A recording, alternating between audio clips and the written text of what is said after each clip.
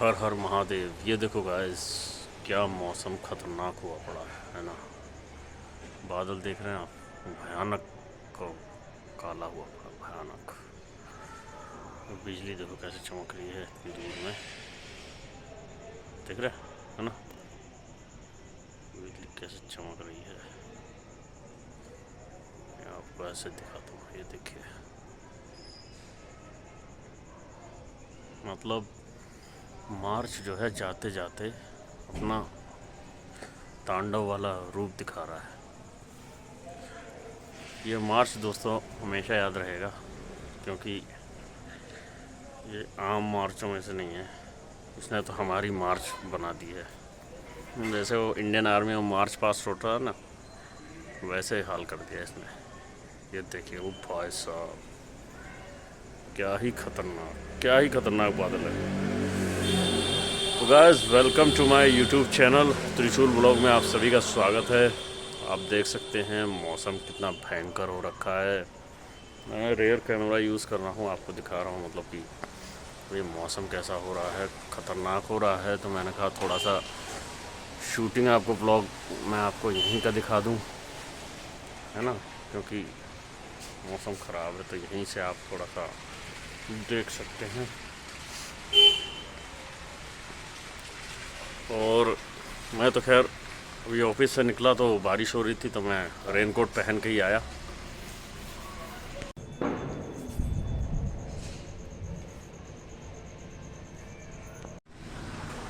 देखो गाइस, दिख रहा हूँ मैं, तो मैं रेनकोट पहन के ही आया था, क्योंकि मुझे पता था कि भाई बारिश कभी भी मौसम ख़राब हो सकता है। तो एक सैंडल और एक रेनकोट मेरा हमेशा रहता है। सैंडल ऑफिस में रखता हूँ मैं, और एक जो रेनकोट है वो मैं अपने बैग में हमेशा कैरी करके रखता हूँ, इसी मौसम के लिए। देखिए, आज कुछ पता था, अब भीगते हुए आता, अब रेनकोट पहना था, आराम से आया हूँ, भीगा भी नहीं। तो ये सारी चीज़ें, थोड़ी सी समझदारी अगर आप दिखाओगे तो आप भी कभी परेशान नहीं होगे, अपना हमेशा हर मुसीबत से निकलोगे, है ना।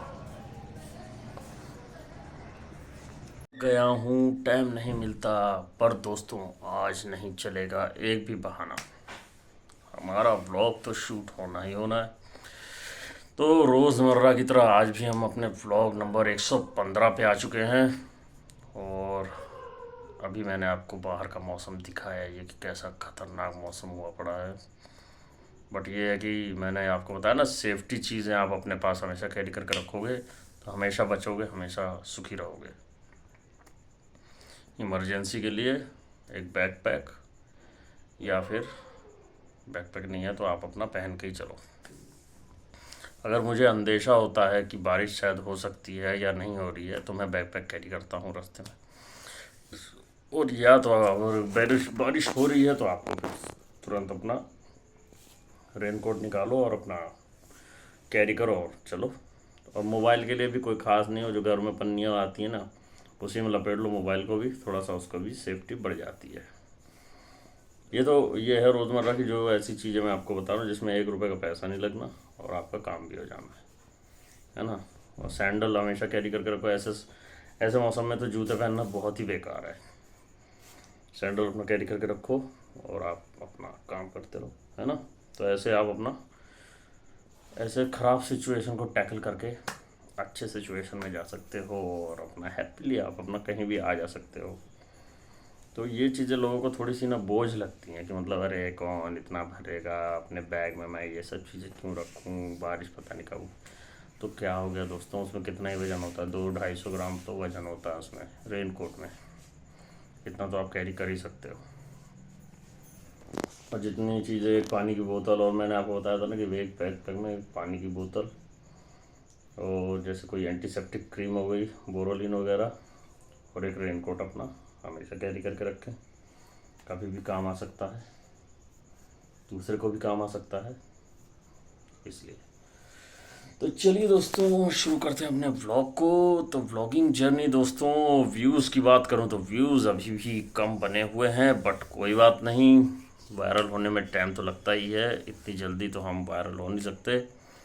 और चेहरे पे आपको टायर्डनेस भी दिख रही होगी, और टायर्डनेस हो ही जाती है गैस, क्योंकि 12-12 घंटे काम करने के बाद फिर आपको पता है कैसी हालत हो जाती है। सुबह जाओ फ्रेश और फिर शाम को निकलो, तो ऐसे में फिर उसके बाद एक्सरसाइज कब करोगे आप या ये कब करोगे, तो हो नहीं पाता, वो सारी चीज़ हो नहीं पाती। लेकिन हाँ, ब्लॉगिंग जो मैंने शुरू किया तो ब्लॉगिंग तो करना ही करना है बस, ऐसा ना।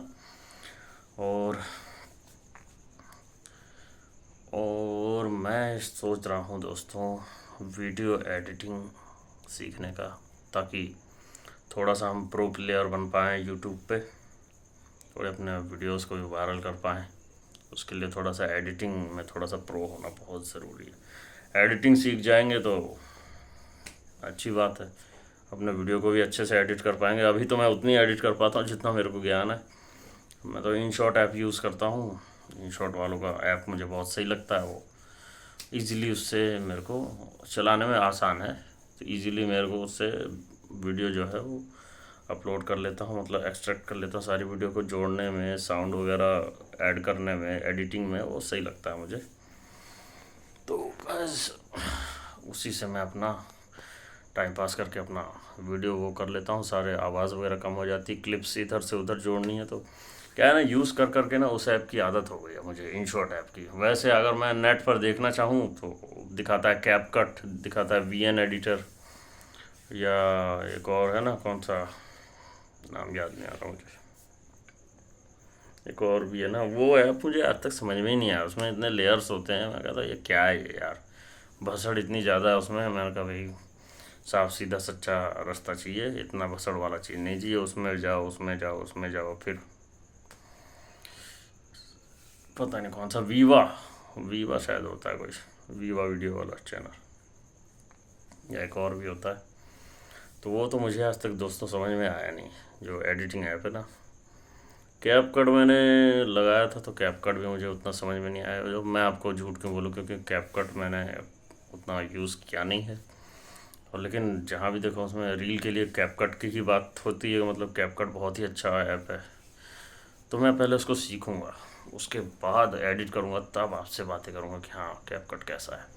मैं उसमें कैपकट का दोष नहीं देता हूँ, लेकिन ये है कि जब तक मैं सीखूँगा नहीं उस ऐप को, जब तक पता नहीं चले। अब InShot ऐप पे मैं अगर मैं बताऊँ तो मैंने कई घंटों बिता चुका हूँ, अगर जोड़ा जाए ना तो मैंने काफ़ी टाइम बिताया InShot ऐप पे। तो InShot ऐप तो मुझे बनाना आता है बहुत अच्छे से, मैं उस पर वीडियोज़ बना लेता हूँ और एडिट कर लेता हूँ। चाहे यूट्यूब पे अपलोड करनी है तो उसके हिसाब से अलग होता है, और रील के हिसाब से अलग अलग कस्टम का ऑप्शन आता है उसमें। तो ये सारी चीज़ें अच्छी लगती हैं उसमें मुझे। तो यही है गाइस का मतलब, जब तक कुछ आए ना, जब तक हम कैसे कर सकते हैं ना। तो दोस्तों बात करते हैं आज के मोटिवेशन की। तो मोटिवेशन यही है कि भाई अपने अंदर कोई ऐसी स्किल पैदा करो कि आपको कहीं भी परेशान ना होना पड़े। अपने अंदर स्किल्स डेवलप करते रहो, डिसिप्लिन मेंटेन करके रखो, ज़िंदगी में कहीं आप मार नहीं खाओगे। मैं अपने लिए बोल रहा हूँ, मैंने इतनी स्किल्स डेवलप नहीं करी हैं गाइस, हैं स्किल्स हैं, लेकिन दूसरी चीज़ों में, जैसे मैंने एक्टिंग की स्किल है तो वो तो जॉब पे काम आ नहीं सकती, और भी स्किल्स होती हैं। तो इसलिए अपने अंदर आप कोई ऐसी स्किल डेवलप करो जिससे आप अर्निंग भी कर सको आगे। तो अपने ऊपर मेहनत करो, है ना। आज का मोटिवेशन यही है मेरी तरफ से।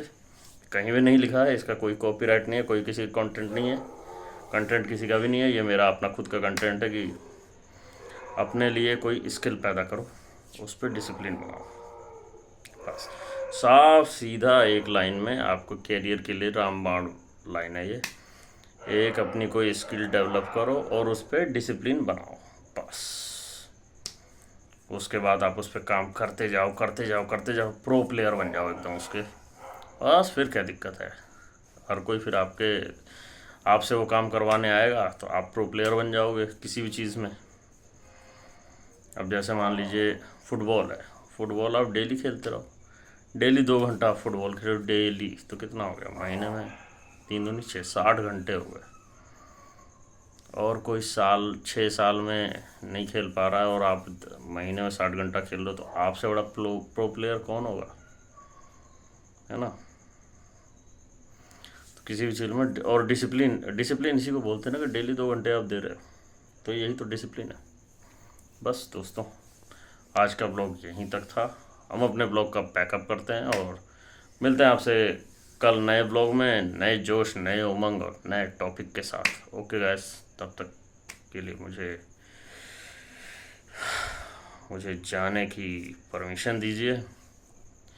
आप सभी का दिन शुभ हो, रात्रि शुभ हो। Have good night.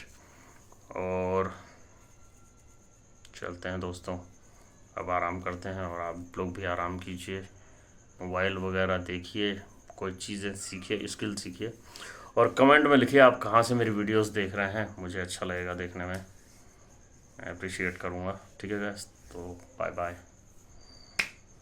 हर हर महादेव, जय शिव शंकर।